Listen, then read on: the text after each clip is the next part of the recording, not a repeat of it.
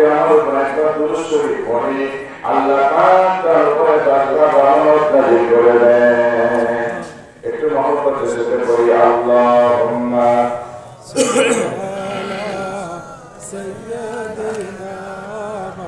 مولانا محمد وعلى آل سيدنا شافعنا محمد فرد كل دور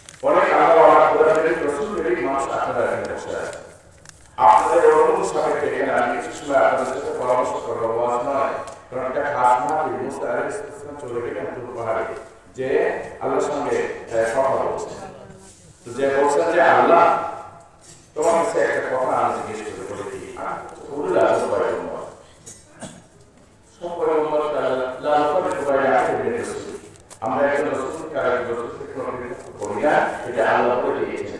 তারপরে আল্লাহ পরবর্তীতে কিছু কিছু নবীদের চেষ্টা করে মুসা আলাইহিস সালাম ছিলেন আল্লাহর সঙ্গে সরাসরি কথা বলতেন। মুসা আলাইহিস সালাম অনেক বড় নবী, কিন্তু আমার নবীর কাছে কিছুই না। কারণ মুসা আলাইহিস সালাম ওইকে অর্জনে যেতে হতো তুর পাহাড়ে, আর আমার নবী যেখানে থাকতেন সেখানে ওই চলে আসতো আমার নবীর কাছে। সুবহানাল্লাহ। আল্লাহ বলছেন যে মুসা কি বলতে চাচ্ছ, এত কিছু করছো কেন, সরাসরি বলো না তোমার দাবিটা কি। মানুষ দাবি করার আগে কিছু তো বলে না। একটা আবেদন আপনি করবেন, সিস্টেম আছে, আপনি পয়েন্ট আছে একটা আবেদন, সেগুলো আপনি বলাবর থেকে শুরু করবেন, নিচে এসে সিগনেচার মাঝে সব করেন।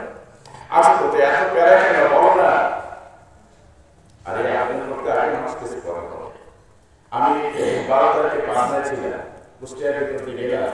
পাবনায় যে মনে করলো যে কুষ্টিয়ার ভিতরে যে নদীতে গেছে ওর নাম হলো গড়াই, আমাদের নদী মাথায় হেঁটে যাওয়া।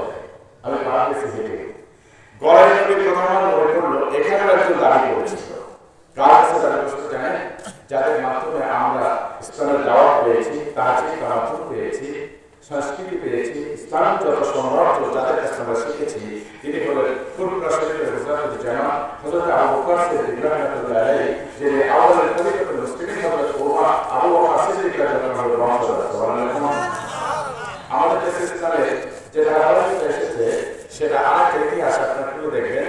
বাংলাদেশ ইসলামিক ফাউন্ডেশন থেকে প্রকাশিত ইসলামী বিশ্বকোষ, তার ভিতরে জায়গা করে দিয়েছে ইতিহাসের পাতায় জয়পুরের মাওলানা কারামতুল সাহেব রাহমাতুল্লাহ আলাইহি, যার হাতে ভারতবর্ষের 3 কোটি অমুসলিম ইসলাম গ্রহণ করেছে। আমরা যাদের কাছ থেকে ইসলামের সৌন্দর্য পেয়েছি তারা আর কেউ নয়, এই কারামতুল সাহেব হচ্ছেন আল্লাহ রাসূল সাল্লাল্লাহু আলাইহি ওয়াসাল্লামের চাচা হযরত আব্বাস রাদিয়াল্লাহু আনহুর বংশধর। সুবহানাল্লাহ। ঠিকানাটা বলতে গেলে দেখেন, শিকার করা ওদিকে হযরত আব্বাস রাদিয়াল্লাহু আনহু আমাদের কাছে ইসলামের সংস্কৃতি পৌঁছেছে, ইসলামের আমল কিভাবে করতে হবে, কিভাবে আল্লাহকে সহজে পাওয়া যাবে, এই পদ্ধতি যারা শিখাবেন তারা আর কেউ নন, ফাতেমা রাদিয়াল্লাহু আনহার বংশধর, তিনি হলেন পাঞ্জাবের শেখ হুজুর ইসলাম রাহমাতুল্লাহ আলাইহি, আব্দুল সালাম বকরি রাহমাতুল্লাহ আলাইহি। নাম শুনছেন আপনারা? আপনাদের এই অঞ্চলে তাদের পরিচয় আছে। এই মাটিকে বর্ণনা করেছে আল্লাহ ওদের পায়ের ধুলোতে জনগণ ঠিক কি আর যদি এগিয়ে যান 700 বছর আগে যদি চলে যান, তাহলে এই ভারতবর্ষে ইসলাম যারা বেড়ে আসছে তারা আল্লাহ নবী ছিলেন শাহজাদা রাহমাতুল্লাহ আলাইহি। কি কারণ দেখেছেন? আল্লাহ রাসূল সাল্লাল্লাহু আলাইহি ওয়াসাল্লামের সময় পাথরের উপরে যদি আল্লাহ রাসূল পাথর রাখতেন যে আমি আরাম করবো, ওই পাথরটা শক্ত পাথরটা তুলার চেয়ে নরম হয়ে যেত। পাথরটা আল্লাহ রাসূলের পিছনে পিছনে চলতো। সুবহানাল্লাহ। এমন সারের নবী আমার, যে নবীর জন্য একটা মরা খেজুর গাছ মানুষের মতো করে হাওয়া হাওয়া করে কেটে ফেলেছে। সাহাবারা সবাই শুনেছে। আল্লাহ রাসূল জিজ্ঞেস করছেন, কি হলো তোমার, কেন পাহাড়ে করছো না এখন? কি ইয়া রাসূলুল্লাহ, আপনার বিরহ বেদনা, এই যন্ত্রণাটা আমি সহ্য করতে পারছি না। যখন নেমা মসজিদে তৈরি হয়ে আল্লাহ রাসূল সাল্লাল্লাহু আলাইহি ওয়াসাল্লাম একটা মরা কাষ্ঠ খেজুর গাছের সাথে হাত দিয়ে খুতবা দিতেন। সুবহানাল্লাহ। যখন পবিত্র দেহ মোবারক মরা গাছের সাথে যায়, মরা গাছটা মানুষের উপরে হাওয়া হাওয়া করে ফেলেছে আমার নবীর মহব্বতে। আমরা সেই নবীর উম্মত হলাম, আমার রাসূলের উপরে কটাক্ষ করা হয়, আমার রাসূলের বিরুদ্ধে কথা বলা হয়, আমার রাসূলের আনিত দ্বীনের উপরে হামলা করা হয়, তারপরে মুমিনের অন্তরের উপরে একটু জ্বালা করা বেদনা সৃষ্টি হয় না, তাহলে বুঝতে হবে আমি মরা গাছটা খেজুরের মতো অতটুকু মহব্বত আমার নবীকে করতে পারি না। ঠিক আমি যা কথা বলছি না এত দাম কেন? গড়াই নদী পার হয়ে যাচ্ছে, মুজাদ্দিদে জামান হযরত আবু বকর সিদ্দিক রাহমাতুল্লাহ আলাইহি একটা নৌকা। তো যারা এপার থেকে চলে যাচ্ছে নদীর গায়ে সংরক্ষণের জন্য এগিয়ে এসেছে শত শত মানুষ, আর ওখানে দাঁড়িয়ে আছে শত শত মানুষ ওনাকে বরণ করে নেওয়ার জন্য। যে নৌকায় আমাকে পার করে দেওয়া হচ্ছে, নৌকার মাঝি নৌকা ভিড়ার কিছুক্ষণ আগে বলছে, হুজুর আপনার কিছু হাজার হাজার মানুষ দোয়া চায়, উপকৃত হয়। আমি একটা হতদরিদ্র মানুষ, নৌকার মাঝি, আমি একটু যদি দোয়া চাই, হুজুর আমার জন্য দোয়া করবেন তো? আল্লাহ নবী বলছে, বাবা দোয়া করার জন্য তো ধনী দরিদ্র শিক্ষিত অশিক্ষিত কারো দেখা হয় না, দোয়া তো সবার জন্য করা হয়। না হুজুর কথা দেন দোয়া করবেন তো? বলে হ্যাঁ দোয়া করবো। বলো কি দোয়া তুমি চাও? তো ওই মাঝি ও সাধারণ আপনার দৃষ্টিতে সামাজিক দৃষ্টিতে নৌকার মাঝি, কিন্তু তার দেমাগ তার চিন্তা চেতনা তার দর্শন কত উপরে, শুধু প্রশ্নটা শুনলে আপনি তাকে মেপে চলতে পারবেন। ওই লোকটা কতটুকু জ্ঞানী, ওর কথা শোনার পরেই ওর চুপ বসে আছে, আপনি ভাবতে পারেন বর্তমান জগতের সবচেয়ে বড় গবেষক। চুপ করে বসে আছে, আপনি ভাবতে পারেন ও গভীর জ্ঞানী। চুপ করে বসে আছে, ভাবতে পারেন হাই আল্লাহ, এই লোকটার মতো এত সংযমী কার হয় না, কিন্তু কথা বললে এমন একটা যে কথা বলে দেখলেন যে এত সময় যা ভাবছিলাম তার কথার মধ্যে হয় না। আবার কথার ভিতর জ্ঞানের গর্ভতা শুনে তখন তারা বলছে না এত সত্যি তো জ্ঞানী মানুষ। একটা সাধারণ মাঝে আপনি ভাবতে পারেন, কিন্তু তার দিনাকটা, তার চিন্তা চেতনা, কথার দর্শনটা কোথায় তিনি বলছেন আপনার কাছে একটা দোয়া চাই, সেটা হলো আজকে আমি আপনাকে যেন এই নৌকায় করে গলায় নৌকা পার করে দিলাম গ্রামের কঠিন বাজারে যখন মানুষকে তিনি সাধারণ বছরের রাস্তা কঠিন পথ পার করে পৌঁছিলাম, ওই দিন আপনি আমাকে একটু এইভাবে পার করে দিলেন। আল্লাহ নবী বলছেন আমার কাছে কতজন দোয়া চায়, চোখে ভালো দেখি না, দেখে দেখা হয়, চাকরি করে না, ব্যবসার উন্নতির জন্য কতজনের দোয়া চায়। এরকম দোয়া মাঝখানে কেউ চাইলে, তবে আমি জানি না, আমি আবু বকরের জানি নাই, রাতের বেলা জানি আল্লাহ আমার সঙ্গে কি আচরণ করবেন আমি এটা জানি। জানি কি কবরে আমার সঙ্গে কি আচরণ করবে আমার জানা আছে? কিয়ামতে আমার অবস্থা কি হবে আমার জানা আছে? শুধু জানা আছে কিছু মানুষ। তার ভিতরে আমার প্রিয় নবী জনাব মুহাম্মদ রাসূলুল্লাহ সাল্লাল্লাহু আলাইহি ওয়াসাল্লাম আল্লাহ সাল্লাল্লাহু আলাইহি রাব্বুকা ফাতারদা। আল্লাহ বলেন আমার হাবিব কিয়ামতের ময়দানে আমি আপনাকে এমন কিছু দিব যে পাওয়াতে আপনি সবচেয়ে বেশি খুশি হবেন। ওয়ালাল আখিরাতু খায়রুন লাকা মিনাল উলা। কোরআন থেকে আপনি বলেন দুনিয়াতে যাওয়া লাগবে না, আপনি যদি আমার আস্তাগফিরু মিনাল্লাহি কিলা আল্লাহর কথা থেকে অধিক সত্য কথা কার হতে পারে যেটা বলেছে ঠিক আছে। সকালবেলা ঘুম থেকে উঠে যে কথাটা দিয়ে শুরু করে ওটাই মিথ্যা দিয়ে বায়না করে। কথা বুঝতে পেরেছেন? আপনারা মিলে দেখেন, আমি কারণ নাম বলতে চাই না, আমি কারণ নাম বলবো না। সকালে বছরে উঠা কথা বলা চিরা শুরু করে ওটা মিথ্যা দিয়ে শুরু করে ঘুমানোর আলোচনা মিথ্যা দিয়ে যায়।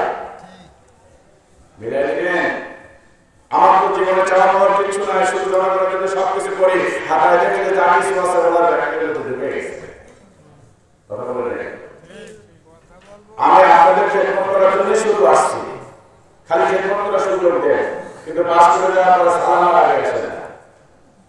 কথা বলে ঠিক কি দেন? প্রিয় ভাইরা আসুন, এই যে আপনার আমার সাথে কি ব্যবহার আমরা জানি না, কিন্তু আমার রাসূল সাল্লাল্লাহু আলাইহি ওয়াসাল্লামের সাথে কি ব্যবহার আল্লাহ আগেই জানিয়ে দিয়েছে। জয় বলে ঠিক কি দেন?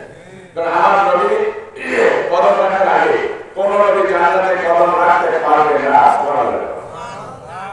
আপনাদের কথা একটু পরে বলি।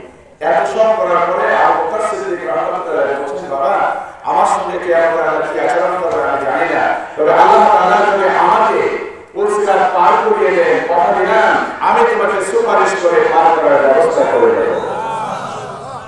বলে কেউ কি আবার সুপারিশের অধিকারী হবে নাকি? কোরআনে বলছে না, আয়াতুল কুরসির ভিতরে আল্লাহ কি বলছে? মানজাল্লাযী ইয়াশফাউ ইনদাহু ইল্লা বিইজনি। কে আছে এমন যে আল্লাহর কাছে সুপারিশ করবে আল্লাহর হুকুম ব্যতীত? এই কথা এই বাক্যে কি বলে? হুকুম ব্যতীত সুপারিশ করতে পারবে না, তবে যদি হুকুম পায় কথা বলেন তাহলে পারবে। মান ক্বারাআল কুরআনা ফাস্তাযহারাহু ওয়া হাল্লা হালালাহু ওয়া হারামা হারামাহু ওয়া আদখালাহু আল্লাহু জান্নাহ ওয়া শাফাআহু আশরাতুল মাকার ওয়াজাবাত লাহুন নার।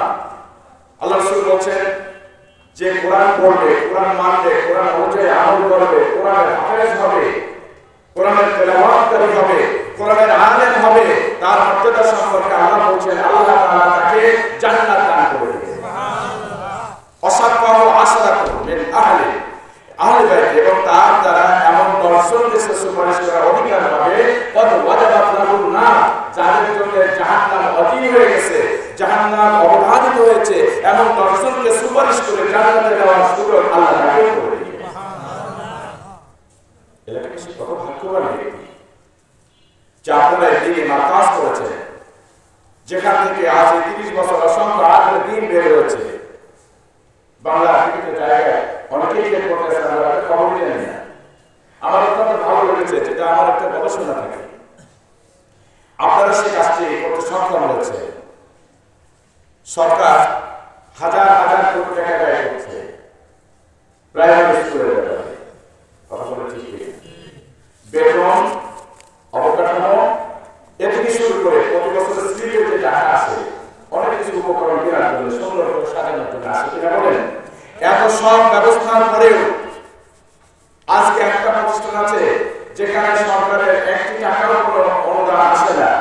সেই মাদ্রাসাটার নাম হলো নুরানি মাদ্রাসা। কথা বলে ঠিক কিনা?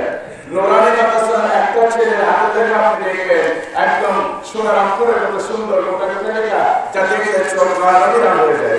ঠিক কিনা? ছোট্ট ছোট্ট বাচ্চাটা যে কেমন কথা বলতে শিখেছে, কচি কণ্ঠে সে 40খানা হাদিস মুখস্থ করে ফেলে। কথা বলে ঠিক কিনা বলে? এবং তার তেলাওয়াত এত সুন্দর হয়ে যায় যা আমরা এখন 60 বছর উর্ধ্বের মানুষের কাছে তেলাওয়াত শুনলে অনেকেই হাস্যকর হয়ে যায়। সই করে তেলাওয়াত করতে পারি আসলে এরকম। আমি অত্যন্ত খুশি হয়েছি, অধ্যক্ষ মহোদয় আমাকে বললেন যে এখানে নুরানি মাদ্রাসা খোলার চূড়ান্ত সিদ্ধান্ত অলরেডি শুরু হয়ে গেছে। আলহামদুলিল্লাহ। তো যেখানে শত শত কোটি টাকা ব্যয় করে একটা ছেলেকে সুন্দর হাতের লেখা 40টা হাদিস তেলাওয়াত এবং জানাজা পড়ার উপযোগী করতে পারে না, সেখানে সরকারের একটা টাকা বিনিয়োগ ছাড়াই হাজার হাজার সন্তানকে এরা সুন্দর করে কোরআনের তেলাওয়াত শেখাতে পারছে। নামাজ সহিহ হওয়ার জন্য প্রথম যে শর্ত সেটা হলো কোরআনের তেলাওয়াত সহিহ হতে হবে। যার তেলাওয়াত সহিহ হয় ওর নামাজ আল্লাহ তাআলা কবুল হয় না। কোরআন তেলাওয়াত করলে প্রতিটা হরফের বিনিময়ে 10 টাকা করে লিখি হয়। রাসূল বলেছেন, আমি বলি না আলিফ একটা হরফ, আলিফুন হরফুন, লাম হরফুন, ফাও হরফুন, এই তিনটাই হরফ, প্রত্যেকটার বিনিময়ে 10 টাকা করে 3 10 30 হয়। পড়ার সাথে সবাই বিসমিল্লাহির রহমানির রহিম একদম জবান খুলে একসঙ্গে কণ্ঠ মিলিয়ে উচ্চ স্বরে করতে হবে। পড়া সবাই বিসমিল্লাহির রহমানির রহিম। এমন একটা জায়গায় এসেছি, আসার সময় আমার কাঁধে করে অনেক গুনার বোঝা ছিল। আমি এসেছি হেঁটে হেঁটে, আমার নেকির বোঝা ভারী হয়েছে। আর প্রতিটা কদমে 10টা গুনাহ মাফ করে দিয়েছে। এখানে বসার পরে নিঃশ্বাস টান দিলে নেকি লেখা হয়, নিঃশ্বাস ছাড়লে গুনাহ মাফ করা হয়। আল্লাহর হাবিব বলছেন যদি কেউ একবার বিসমিল্লাহির রহমানির রহিম তেলাওয়াত করে, বিসমিল্লাহর ভিতরে 19টি হরফ আছে, প্রতিটা হরফের বিনিময়ে আল্লাহ তাআলা 4000 করে নেকি ওই আল্লাহর বান্দাদের আমলে দিয়ে দেন। নবী আমার শুধু তাই নয় বাবা, এই তেলাওয়াত করার সঙ্গে সঙ্গে প্রতিটা হরফের বিনিময়ে 4000 সগীরা গুনাহগুলোকে আল্লাহ মাফ করে দেন। মাদ্রাসায় যখন বাচ্চারা চলে আসে, তার প্রথম ঘন্টা যখন শুরু হয়ে যায়, শুরুতে বিসমিল্লাহ বলে তার ক্লাস উদ্বোধন হয়। যারা এই অবকাঠামোগুলো শুরু করেছেন, বুদ্ধি দিয়েছেন, জায়গা দিয়েছেন, পরামর্শ দিয়েছেন, একটুখানি সহযোগিতা করেছেন, যতদিন পর্যন্ত এই মাদ্রাসা থাকবে, যত তেলাওয়াত করা হবে, প্রত্যেকটা তেলাওয়াতের যেমন যত নেকি হবে, যারা সহযোগিতা করেছে প্রত্যেকের আমলনামায় আল্লাহ কবুল করে দিবেন। কাজটা ভালো হবে কিনা? সকালবেলায় এখন তো পাওয়া যায় না, আগে আমদানের পান্থভাত পাওয়া যায়। পান্থভাতটা কি কাঁচা মরিচ আর আপনার পেঁয়াজ দিয়ে খেতে মানুষ সে মজা ছিল। এখন চাউল দিয়ে কিন্তু পান্থভাত হয় না। তো সকালবেলা কেউ পান্থভাত আর কাঁচা মরিচ খেয়েছে, আর দুপুরবেলা 1 নম্বর 400 টাকা চালের দরে এই চাউলের বিরিয়ানি খেয়েছে খাঁটি গাওয়া দিয়ে। এখন বলেন আপনার বিকেলবেলা যদি ঠিক রোটে, তাহলে কি বিরিয়ানির গন্ধ আসবে না কাঁচা পেঁয়াজের গন্ধ আসবে? কাঁচা পেঁয়াজের গন্ধ আসবে। তাহলে বলে ঠিক কিনা? আমার কথা বুঝতে পারছেন না? প্রিয় ভাই আমার, আপনার কাছে সোনামণিকে সে হতে পারে আপনার ছেলে, আপনার মেয়ে, হতে পারে আপনার নাতি, আপনার পুত্র, সে আপনি দাদা হতে পারেন, নানা হতে পারেন। আপনাকে অনুরোধ করে যাব, আপনার ছোট্ট ছেলেকে সর্বপ্রথম আপনি তাকে নুরানি মাদ্রাসায় পাঠিয়ে দেবেন। যদি আপনার কোনো সন্তান না থাকে, প্রতিবেশী যে সন্তান আছে তাকে আপনি পরামর্শ দেবেন এখানে ভর্তি করার জন্য। সে যখন এই কোরআনের তেলাওয়াত বিসমিল্লাহ দিয়ে শুরু করবে, এর বিনিময়ে যে আমলনামা আসবে, যে সওয়াব আসবে, আপনার আমলনামায় আল্লাহ দিয়ে দিবে। দাবি করতেছে। এই কথা আসছিলেন মুসা আলাইহিস সালাম আল্লাহর কাছে চলে গেছেন, এই জনস্থানদের তো ওখানে যায় আল্লাহকে বলছেন, আল্লাহ আজকে আমি আমার ভাই হারুনকে আনি নাই, আমি একদম সম্পূর্ণে একা এসেছি। আল্লাহ তোমার কাছে আমি একটা স্পেশাল দান চাই, বলো আল্লাহ দিবা কিনা? আল্লাহ বলছেন হ্যাঁ মুসা চাও, দিব। দেবো না কেন? চাও। বলছে আল্লাহ বলো দিবা তো? বলে হ্যাঁ দেবো তো। ওয়াদাল্লাহি হাক্কুন, আল্লাহর ওয়াদা সত্য, জোরে বলে ঠিক দিবেন। আল্লাহ যা যা ওয়াদা করেছে আমাদের সাথে, আজকে এখানে জান্নাতের বিষয়ে দেখা হচ্ছে, কিয়ামতের ময়দানে আল্লাহ আমার একই আসল জান্নাতে আমাদের দেখা করবে। বলেন আল্লাহুম্মা আমিন। সেখানে দেখা হবে, এই কথাগুলো প্রমাণ হবে যে ওই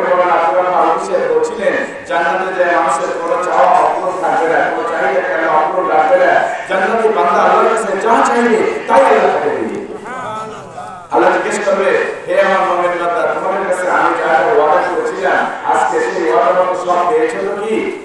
তখন জান্নাতে বলবে আল্লাহ সব পেয়েছি। আচ্ছা পাওয়ার পরে এত কোনো অভাব নেই, এত কোনো চাওয়া পাওয়া নেই, আমাদের তো মেমোরি কার্ড খুব ছিল যে এই মেমোরি কার্ডে জান্নাতের এত নিয়ামত দেখে আমরা বলবো না আল্লাহ যা পেয়েছি অনেক পেয়েছি, আর কি চাইবো? আল্লাহ তাআলা এই মেমোরি কার্ডকে আরেকটু সম্প্রসারিত করবেন, চাহিদা নতুন হবে, বান্দা চাইতে থাকবে, যা চাইবে আল্লাহ তা দিতে থাকবে। এরপর আবার জিজ্ঞেস করবে আল্লাহ বান্দা আর কিছু চাও কি? অটোসীমা শেষ হয়ে গেছে, তাহলে আল্লাহ আর কত অনেক কিছু পেয়েছি। এরপরে বলবে যে আল্লাহ মনের গুণের ভিতরে একটা অপূর্ণতা আছে। যদি মুসা আলাইহিস সালাম প্রশ্ন করেছিলেন আল্লাহ তাআলাকে প্রশ্ন কি আলী আমার রব আমার মালিক আমি তোমাকে দেখি না, আমি তোমাকে সেজদা করি, আমি তোমার কালাম শুনি, তোর মানে এসে তোমার কালাম আমি শুনি, তোমার কালাম যদি হয় এত অনুরোধ না হলে আল্লাহ তুমি কত সুন্দর হবা, দয়া করে আল্লাহ তুমি আমাকে একটু দেখা দাও। আল্লাহ জবাব দিলেন লান তারানি, আরেকটা বুঝলেন লান সালামের তাকি, যা কখনোই সম্ভব না, একটা দেওয়া বলে দেবো না, এখন না হয় পরে দেবে, আর একটা কখনোই দেওয়া হবে না, লান তাকি দিয়ে বলা হয় কখনোই সম্ভব না। মুসা আলাইহিস সালামের রব্বি আরিনি আমার রব আমি তোমাকে দেখতে চাই, আল্লাহ বলেন লান তারানি না কখনো তুমি আমাকে দেখতে পারবে না। এরপরে মুসা আলাইহিস সালাম শোনেন এই যে আল্লাহ নিজে দেখে দেন নাই, নূরের একটু কাটা দিয়ে পাঠিয়ে দিয়েছিলেন, নূরের কাটা দিয়ে কারণে তোর বাংলা পুরো সারকার হয়ে গেল। আর হাদিসেরা যখন হয়তো চলে যান ওই সুরমা কিনে নিয়ে আসেন, যে আল্লাহ নূরের কাটা দিয়ে পড়েছিল, সুরমা চোখে লাগালে চোখের যদি আগুয়াল হয়ে যায়, ওই সময় জান্নাতের মধ্যে থাকবে আল্লাহ আমার মনে কোরআন ভিতরে একটা প্রশ্ন তুমি এত কখনো করে যায় আল্লাহ তোমাকে দেখো ইমানের কয়েকটা করে নাই, আল্লাহ আমার সবচেয়ে বড় একটা কষ্ট আমার মনের শূন্যতা, জান্নাত পেলাম সব নাজ নেওয়া পেলাম ভুল গেলাম সব দেখছি পেয়ে গেছি খুশি হলাম, কিন্তু আল্লাহ তোমার যদি একটি বার দেখতে পাইতাম তাহলে আমার মনের সম্পূর্ণ চাহিদা পূর্ণ হয়ে যেত। জান্নাতে তো কোনো গুনাহ করবার নেই, কোনো নেকিও হবে না, গুনাহ হবে না, তবে আপনারা ভাগ্যবান আপনাদের নেকি বইতে থাকবে, কবরে যাবেন আর এইখান থেকে নেকি পার্সেল হতেই থাকবে। সুবহানাল্লাহ। আমার ভাইরা এই কোরআনটা বলবেন ও জান্নাতীরা রেডি হয়ে যাও, সেখানে সূরা রহমান তেলাওয়াত হবে, তেলাওয়াত শুনে শুনে আল্লাহর মুমিন বান্দারা জান্নাতের মধ্যে মুক্ত হয়ে যাবে। আল্লাহ তাআলা ৭০,০০০ ফুলের পর্দাকে উন্মুক্ত করে দিয়ে জান্নাতবাসীর সাথে আল্লাহ দেখা দিয়ে দেবে। ও আল্লাহ মানুষ তো বড় কয়জন মুসা আলাইহিস সালাম তোমার কাছে দাবি করেছিল আল্লাহ আমি আজকে হারুনকে নিয়ে আসি না, আমার ভাইকে নিয়ে নাওকে নিয়ে আল্লাহ তোমার কাছে একটা স্পেশাল দান চাই, বলে কি চাও তুমি? কারণ তোমার কাছে একটা স্পেশাল দান চাই যে তুমি আমাকে এমন একটা দান দিলা পৃথিবীর কাউকে তুমি দাও না। কেউ পায় নাই, আমার আগে কত লোক চলে গেল, সবাই চলে গেছে, আল্লাহ কেউ পায় নাই, দয়া করে আমাকে এমনটা দাও দান আমাকে দিবা। আল্লাহ স্পেশাল বলে তোমাকে কেউ পায় না, আল্লাহ তোমাকে একটা স্পেশাল দান দিয়ে দিচ্ছি, শুনে নাও। আল্লাহ বলেন মুসা তোমাকে একদম সবচেয়ে স্পেশাল সবচেয়ে দামি মূল্যবান জিনিস তোমাকে দান করে দিলাম, মুসা শুনে নাও। সেই জিনিসটা আমার সঙ্গে করেন লা ইলাহা ইল্লাল্লাহ লা ইলাহা আফজালুল যিকরি লা ইলাহা ইল্লাল্লাহ। সুবহানাল্লাহ। মুসা সাল্লাল্লাহু আলাইহি ওয়া সাল্লাম আসলেন বললেন লা ইলাহা ইল্লাল্লাহ আদম সাবিউল্লাহ, সানি আদম আলাইহিস সালাম তাকে বলে দিলেন লা ইলাহা ইল্লাল্লাহ নূহুল নবিয়্যুল্লাহ। ইব্রাহিম আসলেন বললেন লা ইলাহা ইল্লাল্লাহ ইব্রাহিম খলিলুল্লাহ। এভাবে নবীরা আসতেছে, সবাইকে তো লা ইলাহা ইল্লাল্লাহ দিলে, আমারও তাই দিলে, তাহলে স্পেশাল কি হলো? আল্লাহ রাব্বুল আলামিন বলেছেন মুসা শোনো, আমার কাছে এই কলেমা চেয়ে দামি আর কোনো নিয়ামত নাই। সেই ভাগ্যবান যে কলেমা পড়তে পেরেছে সে একসময় জান্নাতে যাবে, যার তকদিরে জান্নাত নাই, যার তকদিরে কলেমা নাই তার তকদিরে জান্নাত নাই। আল্লাহকে পেতে গেলে প্রথম শর্ত হলো ঈমান বিল্লাহ। এক নম্বর কি? ঈমান। ঈমানের শর্ত 7টি পয়েন্ট আপনাকে 100 মানতে হবে। কয়টা পয়েন্ট?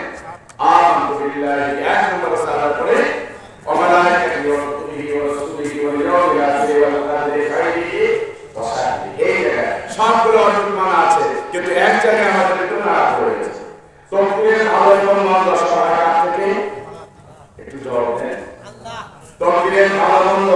সঙ্গে বলেন কার থেকে হয়?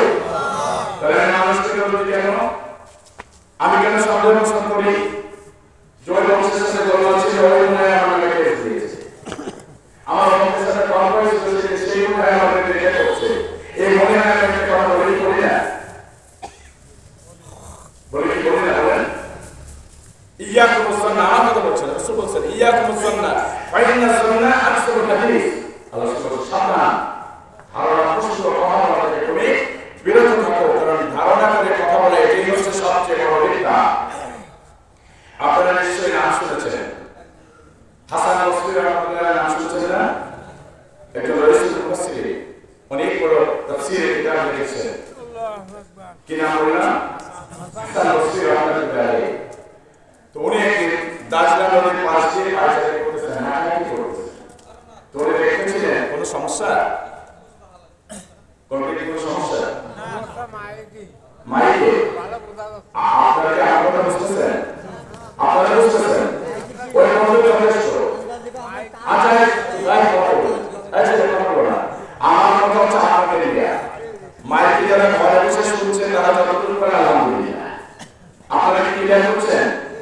হাসান বসরি রাহমাতুল্লাহ কাজী পাশে আচারি করতেছেন, উনি দেখতেছেন পুরো একটা জঙ্গলের ভিতরে একটা কাফির যুবক, যে কালো, সেই কাফির যুবক পাশে একটা বড় বোতল, মাঝে মাঝে থেকে ঢালতেছে, পান করছে। পাশে একটা মহিলা বসা আছে, এই পান করে আর আমার সঙ্গে মিষ্টি এসে এসে গল্প করতেছে। বিষয়টা বুঝতে আমার মনে একটু তার কষ্ট হচ্ছে না। তারা এটা বলতেছে না এটা হাসান বসরি রাহমাতুল্লাহ বলছেন, ও আল্লাহ, আমি হাসান বসরি নিজে খুব বেশি ভালো বড় আমি মনে করি না, তবে ওই যুবকটা, ওই যুবক থেকে আমি হাসান বসরি অনেক ভালো, কারণ ওই যুবক যা করতেছে আমি হাসান বসরি ওই কাজটি করি না। ওটা করতেছে বোতল থেকে ঢালে না, আমার সঙ্গে গল্প করে, বুঝতে পারছেন তো ব্যাপারটা? ওরা ভালো না, উনি চলতেছেন। কিছুক্ষণ পরে একটা ঘূর্ণিঝড় আসলো, ওই নদীর ভিতর দিয়ে একটা নৌকা যাচ্ছিল, ঘূর্ণিঝড়ের পানি পড়ে নৌকা ডুবে গেল, 6 জন আরোহী ছিল। যখন নৌকা ডুবে যায়, ওই কাফির যুবক লাফ দিয়ে নদীর ভিতরে ঝাঁপ দিল, সাঁতার কাটলো, একাক করে সে 5 জনকে তুলে নিয়ে আসলো। 6 জন 6 নম্বরের জনকে তুলে আবার ঝাঁপ দিয়েছে, কিন্তু সে ওর কাছে পৌঁছানোর আগেই সে ডুবে মারা গেল। এই যুবকটা হাসান বসরির সামনে এসে বলছে, ওকে পর্যন্ত করে হাসান বসরির সামনে এসে বলছে, ও হাসান বসরি, তুমি যে ধারণা করেছো আমার থেকে তুমি অনেক ভালো, আমিও মানি তুমি আমার থেকে অনেক ভালো, এটা আমি স্বীকার করি, তবে শোনো, তুমি আমার সম্পত্তি যা ধারণা করেছো তোমার ধারণাটা মোটেই ঠিক নয়। হাসান বসরির ধারণা এটা থেকে ভালো মত আর পরে কল্পনা বিশ্বনকে, এটা আমার ধারণা। কিন্তু ওই যুবক বলছে, কষ্ট হচ্ছে না, 10 মিনিট কথা চলবে। ও হাসান বসরি, তুমি আমাকে যা ধারণা করেছো তোমার ধারণাটা ঠিক নয়। আমি এই যা আছে আমার এই বোতলে যা আছে যা খাই, এটা স্বচ্ছ সুন্দর সুমধুর পানি, আর যার সঙ্গে আমি গল্প করেছি সে আর কেউ নয়। সাহারা রাজুলান ইয়া রাসূলুল্লাহ সাল্লাল্লাহু আলাইহি ওয়াসাল্লাম, মান আফতা হুসনা সাহাবাতি রাসূলুল্লাহ সাল্লাল্লাহু আলাইহি ওয়াসাল্লাম উম্মুকা ক্বালা সুম্মা মান ক্বালা উম্মুকা ক্বালা সুম্মা মান ক্বালা উম্মুকা ক্বালা সুম্মা মান ক্বালা আবুকা। ক্বালা রাসূল সাল্লাল্লাহু আলাইহি ওয়াসাল্লাম, ইয়া রাসূলুল্লাহ ইয়া হাবিবাল্লাহ, এটা আপনার কাছে সবচেয়ে আমার থেকে সবচেয়ে বেশি খেদমত করার উপযোগী কে? আল্লাহ রাসূল বলেন তোমার মা, সুম্মা মান, তারপরে কে বলছে তোমার মা, তারপরে কে বলে তোমার মা, 3 বার বললেন মায়ের কথা, 4বার বলেছেন বাবার কথা। বাবা কি অবশ্যই বলে নাকি? মা যে কষ্ট করেছে সন্তান ধারণ করার জন্য, সাত ইঞ্চি যখন একটা প্যাকেটের ভিতরে সন্তান আস্তে আস্তে বড় হয়, 6 মাস যখন হয়ে যায়, সন্তানের যখন 7-8 ইঞ্চি হয়ে যায়, পা দিয়ে আঘাত করে মায়ের চলে ছেড়ে যায়, 2টা জোড়া পা মার কোজার সঙ্গে এসে লেগে যায়। এইভাবে রাত্রি কাটতে থাকে। একজন ডাক্তার বলতেছে একটা সন্তান দিন দিন বাড়তে থাকে, আর ওই পা দিয়ে মায়ের কোজার ভিতর আঘাত করতে থাকে, এমনকি পৃথিবীর শেষ যখন লাশ আঘাত করার পরে প্রচন্ড বেদনা করে সন্তান যখন ভূমিষ্ঠ হয়, শুরু থেকে শেষ রাত্রি পর্যন্ত কমপক্ষে 4,500 বার মায়ের পরিবার মধ্যে জোড়া হয়ে রাত্রি দিয়ে আসে দুনিয়াতে। কঠিন শীতের মধ্যে স্বামী স্ত্রী একই জায়গায় ঘুরে আছেন, গভীর রাত্রিতে দেখলো স্বামী লক্ষ্য করলো তার স্ত্রী পাশে নেই, তাকায় দেখে স্ত্রী কোলের পরে একবার হাত করে একবার বসে পড়ে আবার দাঁড়িয়ে পড়ে। স্বামী জিজ্ঞেস করছে, স্ত্রী এই প্রচন্ড ঠান্ডার ভিতর কম্বলের ভিতরে শরীর তাপ হয় না, গরম হয় না, তুমি বাইরে চলে কষ্ট কেন করতেছো? মা স্বামী আমার কি আবশ্যক নাই মামা, স্বামী আমার সারাদিন আপনি মাঠে কাজ করেছেন, অফিসে ডিউটি করেছেন, ব্যবসা কলকারখানায় আপনি শ্রম দিয়েছেন, আপনি আরাম করে ঘুমান, আমার পেটের ভিতরে তো প্রচন্ড ব্যথা, আমি শুনতে পারি না, আমার হাঁটতে ভালো লাগবে, হাঁটি আমার ব্যথা কমে না, মনে হয় বসতে করতে আমি বসি তারপর করে না। এই জন্য একবার হাঁটি একবার বসি, একবার শুই একবার বসি, আপনি ঘুমিয়ে থাকেন, আপনার ঘুমে ডিস্টার্ব করতে চাই না। এত কষ্ট করার পরে শেষ মায়ের পরিচয় ধীরে দুনিয়াতে আসলাম। ডাক্তার বলছে 4,500 বার আমরা মায়ের পরিচয়ের ভিতরে আঘাত দিয়েছি। আমার এমন কুদরত, যখন সন্তান ভবিষ্যৎ ছেড়ে চলে আসে 10 মাস 10 দিনের মায়ের পেটে ধারণ করা ব্যথাটা সন্তানের চেহারা দেখার সঙ্গে সঙ্গে আল্লাহ চেহারা দিল, ওই চেহারা দিলে আমার একটা মেডিসিন দিলাম, ওই সন্তানের চেহারা দেখার সঙ্গে সঙ্গে আমার মা 10 মাস 10 দিনের পেটে ধারণ করা সমস্ত কষ্ট আর বেদনার কথা আমার মার কলিজা থেকে বেরিয়ে চলে যাও। এই জন্য বাচ্চাটাকে কোলে নিয়ে বসে আদর করে দেখবেন, বাচ্চা যখন কাজ করতেছে না, বাচ্চাকে বিছানায় রেখে গেছে, পায়খানা পেশাব করে দৌড়াদৌড়ি করে সমস্ত শরীর রেখে করে দিয়েছে, বাবাকে বলে একটু নিয়ে আসো, আমি তাড়াতাড়ি করে ধোয়াই দিই। বাবা কিন্তু দেখবেন এমনি করে হাতটা ধরে দূর করে করে নিয়ে আসে, তাকে সুন্দর করে ধোয়ায় আর নিজের করে নিয়ে কিন্তু নিজের কাপড় দিয়ে মাসে ঠিক কি না? এই মায়ের ব্যাপারে আল্লাহ নবী বলছেন, যখন কোন সন্তান বাপ এবং মায়ের চেহারা দেখি শ্রদ্ধা করার দৃষ্টিতে তাকাবে, আল্লাহ তাআলা তার আমলনামায় একটা কবুলিয়াত ফজরের সাহায্য করে দেবে। ও বাংলাদেশী, তুমি কি আল্লাহর রাসূলের হাদিস বলে গেছো নাকি? মায়ের চেহারা থেকে যদি কেউ হাস্যকর দৃষ্টিতে, হাসির দৃষ্টিতে, মায়া করার দৃষ্টিতে দেখায়, শ্রদ্ধা করার দৃষ্টিতে দেখায়, কবুলিয়াত ফজরের সওয়াব হয়। আমার মনে আছে স্বচ্ছ পানি পাশে বসে আছেন যিনি দুনিয়ার অন্য কোনো নারী নন, উনি হলেন আমার গর্ভধারিণী মা জননী। সেই মাকে আজকে আমার কোথায় রেখেছি, আমি আপনার কাছে চ্যালেঞ্জ করে দিলাম, যদি প্রমাণ করতে পারেন আমাকে বলে, আমি স্বীকার করে দেব। বাংলার কোন আলেম, মুহাদ্দিস, মুফাসসির, মুফতি, কোন পীর, বুজুর্গ, খলিফা, কোন আলেম, কারি, হাফেজ তার মাকে বৃদ্ধাশ্রমে ফিরে এসেছে, বাবাকে বৃদ্ধাশ্রমে ফিরে এসেছে এমন কোন ইতিহাস নাই। কথা বলে ঠিক কিনা? কিন্তু বড় কর্মকর্তা, কোটি কোটি টাকার মালিক হয়েছে, ছোট্ট একটু জায়গা মায়ের পেটে সন্তানের জায়গা হয়, বিশাল পিরামিড আমার মা এবং বাবার জায়গা হয় না, বৃদ্ধাশ্রমে ফিরে এসেছে। এই জন্য বলি, ভাই সন্তানকে সর্বপ্রথম কোরআন শিক্ষাটা দিবেন। ওর একসময় দেখবেন যে ছেলে বড় হয়েছে, মাদ্রাসা পড়া নামাজ পড়ছে না, কি করছে, কি হলো, দেখবেন যেমন পিয়াজি ঢেকুরোটে বিরানি নয়, ওর একসময় পুজোর জায়গা আসবে, ওর ভিতর থেকে কোরআনের নূরের এর দেহ উঠবে, ও একসময় নামাজি হয়ে যাবে এবং বাবা মার সঙ্গে খারাপ আচরণ করবে না। কিনা আল্লাহ বলে ঠিক কিনা? আপনাদের খুব কষ্ট হচ্ছে আমার ভাইরা। মুসা আলাইহিস সালাম আল্লাহর সঙ্গে কথা বলার বলছিলাম, নবীদের কথা আগে বলেছি, জামাত নবীর আগে কোন নবী জান্নাতে যেতে পারবে না। যদি পারবে তাহলে আমরা দামে নবী পেয়েছি কিনা? সব নবীর সেরা নবী পেয়েছি আমরা। তাহলে জিকির করেন সুবহানাল্লাহ,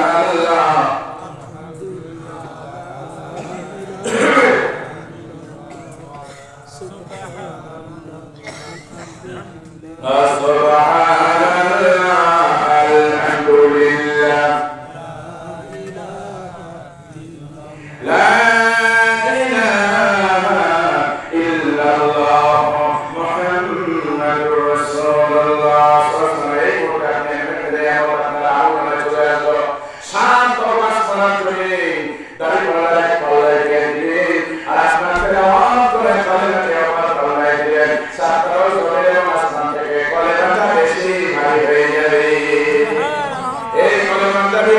বিল্লাহি ওয়া মালাইকাতিহি ওয়া কুতুবিহি ওয়া রাসূলিহি ওয়াল ইয়াউমিল আখির সবগুলো বিশ্বাসে কোনো অসুবিধা নেই কিন্তু আল কাদির খাইরিহি মিনাল্লাহি তাআলা আমার তকদিরের ভালো এবং মন্দ তাকে সহায় করতে হয় তাহলে এখানে পরিবেশকে একবার সংগ্রহ করি না তুই মানে থেকে দেন তকদিরকে বিশ্বাস করতে 100% তকদিরের ব্যাপারে কোনো প্রশ্নই শোনা যাবে না তোরা বলেন ঠিক কি না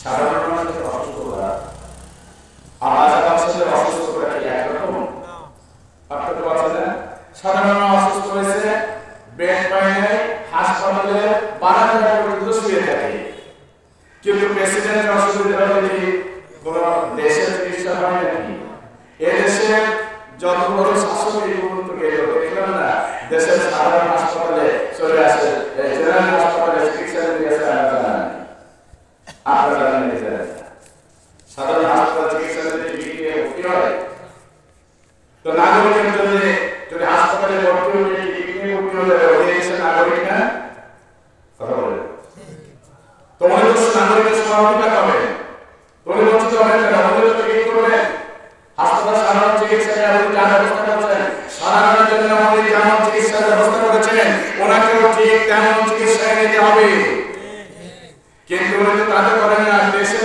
খান বড়টা হয়তো কখনো যান তারপরে টিকিট কেটে সব বিদেশে চিকিৎসা তার মানে শাসক করার নিজেদেরই আস্থা নেই তাদের দেশে জনগণের চিকিৎসার জন্য যে হাসপাতালে চিকিৎসা ব্যবস্থা নিজেরই আস্থা নেই তাহলে আমাদের জন্য কি দিল কথাটা বলছি আপনারা রাখছেন নাকি একজন বাদশা হঠাৎ করে অ্যাক্সিডেন্ট হয়ে আঙ্গুল কাটা পড়েছে বাদশা আঙ্গুল কাটা আপনারা সাধারণ গলা কাটা শোনা গলা কেটে ধান থেকে করে ফেলে দিয়েছে ওরা আসে কি আসে না তো মাথার পক্ষে আসে না আলবাটা আমরা শুনি দুদিন পরে পাওয়া গেছে এরপরে কোথায় গেলে আর খবর নেই তো প্রেসিডেন্টের আঙ্গুল কাটা গেছে তার মানে সাধারণ ব্যাপার নয় পরের দিন একদম জরুরি অধিবেশনে গেছে সব প্রস্তাব কি প্রস্তাব আঙ্গুল কাটা সব প্রস্তাব আর সব প্রস্তাবের উপরে একজন করে আলোচনা করবে একদম অতিরিক্ত বন্দনা 14 পুরুষ থেকে যা সবগুলো করে নেওয়া লাগবে আল্লাহর প্রশংসার সময় পায় না ব্যক্তির প্রশংসা দিয়ে জনগণের কষ্ট অর্জিত ট্যাক্সের টাকা দিয়ে সংসদে দাঁড়িয়ে দাঁড়িয়ে আল্লাহর প্রশংসা বাদ দিয়ে ব্যক্তির প্রশংসা করে মিনিটের পর মিনিট কাটিয়ে আমার সম্পদ কোথায় ব্যয় হয় দেখার অধিকার আমার আছে আমি টাকা দিয়ে একেবারে ওই সংসার ভবনকে গানের আড্ডাখানা বানানোর জন্য টাকা দেওয়া হয় না বেরিয়ে আসতে হবে প্রশংসা আল্লাহ কার প্রশংসা কার প্রশংসা মাথায় এই জিনিসটা রাখতে হবে আমার পয়সায় যাকে পাঠাবো সে যেন অন্য কোনো ব্যক্তির পূজারী না হইয়া সে আমার আল্লাহর প্রশংসা করবে আমার নবীর উপরে দুরূদ শরীফ পড়বে ওখান থেকে সব আমিও পেতে থাকবো একটু মাথা খাটে প্রস্তাব সব প্রস্তাব টেলিভিশনের মন্ত্রী দাঁড়িয়ে গেল উনি যে প্রস্তাব নিয়ে আসলেন মহামান্য রাষ্ট্রপতির এই আঙ্গুলটায় আমি ব্যথা পেয়েছি এত কষ্ট পেয়েছি যে আমার হাতের পিছনে যদি কেটে যেত তাহলে এত কষ্ট পেতাম না বাস সঙ্গে সঙ্গে পাস হয়ে গেল টেলিভিশনের দিয়ে দেওয়া 5,000 টাকা এইবার এসে গেলেন যোগাযোগ মন্ত্রী দাঁড়িয়ে গেলেন সেতু মন্ত্রী দাঁড়িয়ে বললেন মহামান্য প্রেসিডেন্ট আপনার আঙ্গুলটায় আমি এত ব্যথা পেয়েছি যে আমার হাতের পোশা কেন হাতের গোড়া থেকে কেটে দিল আমি এত ব্যথা পেলাম না এই তো আমি বেশি ব্যথা পেয়েছি যাও 10,000 টাকা বাড়ানো রাস্তায় হাত করে চলে যাও এইভাবে একটা মন্ত্রী ওঠে আর উনি বন্দনা করতে করতে একজনকে আমার যদি গলাও কাটা যেত তাহলে আমি কোনো দুঃখ পেতাম না আপনার আঙ্গুল না কেটে আমার গলা কাটতে ভালো হতো আর প্রধানমন্ত্রী মনে করে দিদি তো সব দিছে কয় বাকি ভান্ডারে যা আছে সব করে দিয়ে যা কিন্তু একজন বসে আছে সে কখনো বলতে চায় না কখনো বলতে চাচ্ছে না উনি বারবার ওর দিকে তাকাচ্ছে একেবারে আমার শত্রু যে কোনো লোক চায় না কথা বলতে চায় না মানে ওই পুরো একজন সংখ্যালঘু লোক তো মৌলবী সাহেব ওরা সংসদ সদস্য একজন মৌলবী সাহেব মৌলবী হাত জায়গায় না এবার প্রেসিডেন্ট নিজে বলে মৌলবী সাহেব আপনার বক্তব্যকে আমার আঙ্গুল কেটে যাওয়ার কারণে আপনি কি আপনার প্রস্তাবটা পেশ করেন উনি বলছেন মহামান্য প্রেসিডেন্ট আপনার আঙ্গুল কাটাতে আমি মনে করি যে আপনার জন্য মঙ্গল হয়েছে ইমানদারের কথা প্রেসিডেন্ট কি করবে না আমার কাছে চুল কাটা তুমি অবশ্যই আসো, ঠিক আছে, দেখবেন যে যত গভীর জ্ঞানী সে কিন্তু চট করে কোনো কথা জবাব দেয় না।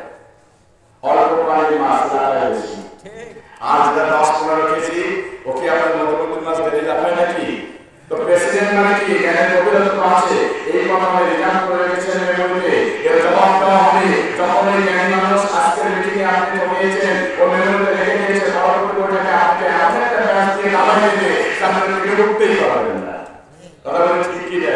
প্রেসিডেন্ট মহোদয় রেখে দিয়েছেন, বেশ কিছুদিন পরে একটা চিঠি ইস্যু হয়েছে, মৌলভী সাহেবকে ডাক করা চিঠি দিল, চিঠিতে লেখা আছে মৌলভী সাহেব আগামী 1 তারিখে আপনাকে সঙ্গে করে আমি একটা বনভোজনে যাব, আপনি আমার সঙ্গে হবেন, অন্য কাউকে আমি দেব না, স্পেশাল ভাবে আপনাকে নিয়ে যাব। মৌলভী সাহেব খুশি হওয়ার কথা কিনা? খুশি হবে না? খুশি হয়েছে, ওনাকে সঙ্গে করে নিয়েছে। বনভোজনে যেতে যেতে গভীর একটা মৌলভীর ভিতরে ঢুকে গেছে, ঢুকে যাওয়ার পরে টাকা দেখতে পাচ্ছিলাম না, এখানে কোনো লোক নেই, জোর নেই, কিছু বুঝবেন না। এইবারে একটা কূপের কাছে কিনারে দাঁড়িয়ে এবার বলছে মৌলভী সাহেব সেদিন আপনি আমার সংসদে দাঁড়িয়ে বলছিলেন আমার আন্তরিকতা আল্লাহর পক্ষ থেকে মঙ্গল হয়েছে, এখন আমি আপনাকে ধাক্কা দিয়ে কূপের ভিতরে ফেলে দেব। বলেন মৌলভী সাহেব এটাকে আপনি মনে করেন যে আল্লাহর পক্ষ থেকে আপনি মঙ্গল হবে? উনি বলেছিলেন 7 নম্বর পয়েন্ট ছিল তকদিরের ভালো এবং মন্দ যা কিছু হয় একমাত্র আল্লাহ থেকে হয়, সুতরাং আপনি যদি এখানে ফেলে দেন, আমার যদি এখানে মৃত্যু থাকে, আমি আমার তকদিরকে বিশ্বাস করি, আমি মনে করি আল্লাহর পক্ষ থেকে আমার জন্য মঙ্গল হবে। বেরিয়ে আসছেন উনি এবার ধাক্কা দিয়ে বলছে আপনাকে আমি মন বদল করতে আনি নাই, মন বদল করতে এনেছি। এবার বদল করবি ওখানে ফেলে দিয়ে কষ্ট হয় আপনাদের, ফেলে দিয়ে বাদশা বেরিয়ে আসছেন, যখন থেকে রাজপথে আসতেছে, এখন থেকে রাজপথ থেকে বিশাল এক মিছিল আসতেছে, সব মিছিলের তো শব্দ আছে, অহংকার চরিত্র মানে আপনাদের পছন্দের আগে ফুলের মতো টকটকে পবিত্র, কিন্তু নির্বাচনের পরে কম জোরের যত দাগ লাগায় সেতু বানানোর যত সিমেন্ট পেটে কথা বলেন ঠিক কিনা? কিন্তু নির্বাচনের আগে ভাই চরিত্র ফুলের মতো পবিত্র, এই তো এরকম মিছিল হয়, ভাই ভালো ভাই করছে ইত্যাদি বলে কিনা। কিন্তু এই মিছিলটা আসতেছে বাদশার মুখোমুখি যখন হয়েছে তখন স্লোগান হচ্ছে পাইছি রে পাইছি, পাইছি রে পাইছি। প্রেসিডেন্ট বলে কি আজব কথা, এরকম মিছিল তো শুনে নাই, এটা বলে কেন? কি মিছিলটা পাইছি রে পাইছি বা বলছেন না এখন না বুঝি নাই তো পাইছি রে পাইছি মানে আপনারা পাইছি, প্রেসিডেন্ট আমার পাইছি মানে শুনে আমাদের এই দেশে দীর্ঘদিন অনাবৃষ্টি হচ্ছে, অনাবৃষ্টির কারণে ফসলগুলো সব শেষ হয়ে যাচ্ছে, নতুন ফসল আর বোঝা যাচ্ছে না, অনাহারে মানুষ বোঝা যাবে প্রকৃতি আসছে। এই জন্য আমাদের প্রহীন করেছে একজন সুন্দর চেহারা মানুষকে ধরে ওকে জবাই করে তার রক্তটাকে কালির পায়ে তুলে দেওয়া যায়, তাহলে বৃষ্টি বর্ষণ হবে, আবার সুতরাং সুফলা দেশ করে উঠবে। তাই বলছি পাইছি পাইছি। এবার বাচ্চাকে সর্বনাশ কাকাটা আমাকে চেনো, চেনা লাগবে না, চেনা প্রতি শরীর যেমন আছে চেনা কিনা লাগবে না, কারণ আমার পরিচয় একটু শোনো, কোনো পরিচয় লাগবে না, যা বলছি এটাই চলবে। তারপরে মনে করে বলছে একটু শোনো না, হ্যাঁ বলো, আমি অমুক দেশের বাদশা, তো ওইটাই তার ভালো হয়, কেন আগে যখন থাকে ক্ষমতার বাইরে তখন সব দুঃখ মারা হয়ে যায়, আর যখন ক্ষমতার চেহারা বাড়ে তখন মনে হয় যে 60 বছর বয়সে মনে হয় যে 100 বছর পর করা। ঠিক কি না? তো এরকম তো আমি চেয়েছি না, তাই নাকি? এবার আমাকে ধরে নিয়ে যাচ্ছে, ধরে নিয়ে যাওয়ার পরে প্রয়োজনের কাছে যখন দিয়েছে তখন উনি খুব আলোচনা করছে, দেখো একটা জাতির জীবন রক্ষা করার জন্য, দেশ রক্ষা করার জন্য তোমার মতো মানুষের একটা তুচ্ছ প্রাণের বিনিময়ে যদি দেশ বেঁচে যায় তাহলে সেটা কোনো সৌভাগ্যের ব্যাপার করে আদর করতে করতে হাত চট করে এসছে। এই কাটাকানদের কাছে যখন আসছে তখন উনি চমকে গেছে, কাকে ধরে নিয়ে আসছিস? এটাকে তো কাজ হবে না, আমি বলছি যার কোড নেই, নিখুঁত লাগবে, এটা আন্দোলনটা কোড, এটা হবে না, ধাক্কা মারা গেছে, যাও তোমার হাতে হবে না, বাচ্চাটা ধাক্কা আরেকটা মারা গরু বসে কথা বলে ঠিক কি না? মৌলভী সাহেব কোর্ট থেকে উঠে আসছে, আসার পরে এইবার এসে বাচ্চাকে বলছে, কি বাচ্চা আমি যে বলেছিলাম আপনার আন্দোলনটা মঙ্গল হয়েছে, আপনি কি মনে করেন?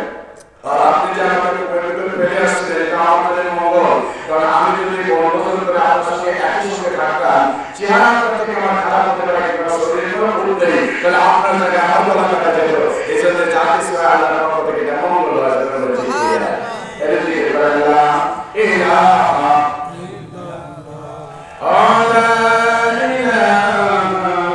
ইল্লাল্লাহু মুহাম্মাদুর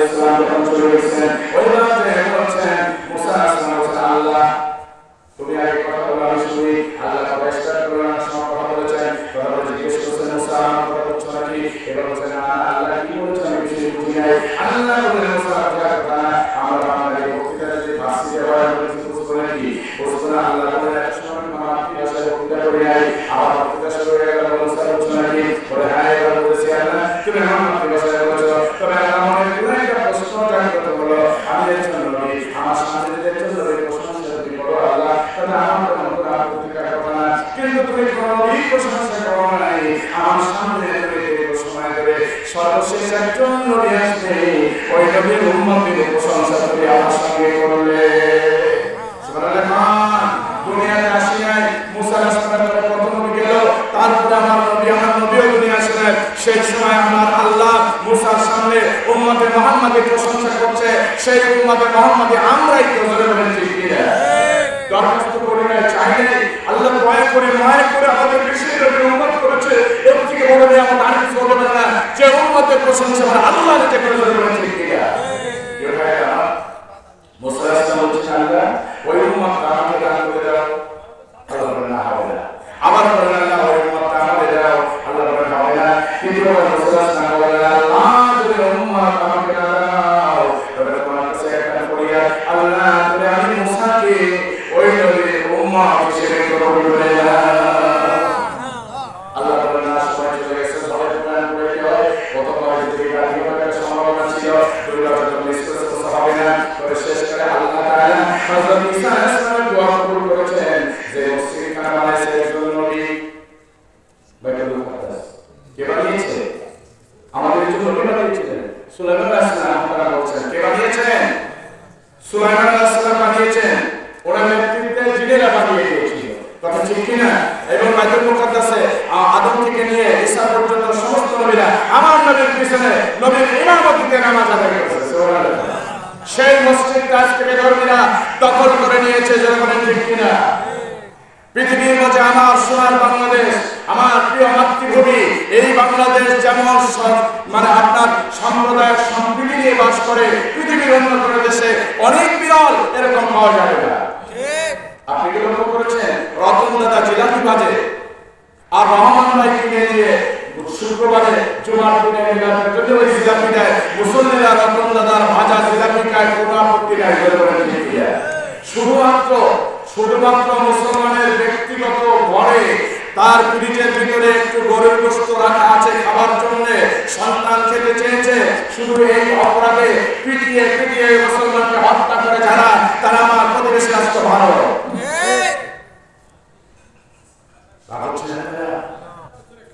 আর আমাদের কি বলে আমরা নাকি অসাম্প্রদায়িক আমরা হিন্দু ভাইদের সাথে ভালো আচরণ করে না মিথ্যা কথা আচরণ করে ঠিক না আমার গতকাল যে প্রোগ্রাম ছিল যে গ্রামে প্রোগ্রাম ছিল ওই গ্রামের একজন ভদ্র হিন্দু মহিলা যখন ভারত গিয়েছিলেন আপনারা ইন্টারনেটে দেখে রাখবেন সাংবাদিকরা তাকে বলেছে তুমি বলো যে বাংলাদেশে আমাদের উড়ুধ্বনি দিতে দেয় না পূজা দিতে দেয় না আমাদের বাইরে চলতে দেয় না ফসল করতে দেয় না মন্দিরে উঠতে দেয় না আমাদেরকে নির্যাতন করে তাড়িয়ে দিচ্ছে এই জন্য আমরা বাংলাদেশ থেকে ভারত চলে আসছি বলো সে সব বলেছে সঙ্গে সঙ্গে তার ছেলে বলছে সেই গ্রামের কথা ছিলেন আমি জিজ্ঞেস করলাম আসলে ঘটনা সত্য কিনা তার ছেলে সঙ্গে সঙ্গে বলছে মা তুমি কি বলতেছো চতুর্পাশে 500 জন মুসলমান আমরা মাত্র 30 জন অবস্থিত এরা আমাদেরকে জামায়াতে করে রাখে আর মা তুমি এই কথা কেন বলছো মা যখন সুর পেয়েছে তখন বলল আমি বলি নাই রে আমাকে জোর করে ধরিয়েছে চিন্তা করেন আমাদের কি প্রতিবেশী আমরা সাম্প্রদায়িক না আমরা সাম্প্রদায়িক সম্প্রীতির সাথে বাস করি তোমার ইতিহাস আগের মতো বাদ দিয়ে দিলেন বাবরের মসজিদ ভেঙে তোমরা মন্দির করেছো তার পরিবর্তে তার হিংসায় পড়ে রাগের চোটে বাংলাদেশের একটা মন্দিরে মসজিদ করা হয় না করেছি কি আমার ভাইরা খাজা মঈনুদ্দিন চিশতি রহমাতুল্লাহ নাম শুনছেন আপনারা সব কথা বলবো না উনি ওই পাহাড়ের নিচে একটা গাছে বসে বসে জিকির করতেন তো ওনার কাছে মানুষ আসতো আমাদের সব মুসলমান আসবে সুবহানাল্লাহ তদানীন্তন ক্ষমতাসীন ষড়যন্ত্র করলো এইভাবে যদি আমার দেশের মানুষ অমুসলিম সব মুসলমান হয়ে যায় তো আমার দলের লোকই থাকবে না আমাকে নিয়ে গেল সিদ্ধান্ত পৃথিবীতে মারা যাবে না ঘুমে যাই হবে কি করতে হবে একজনকে আজানের পিছনে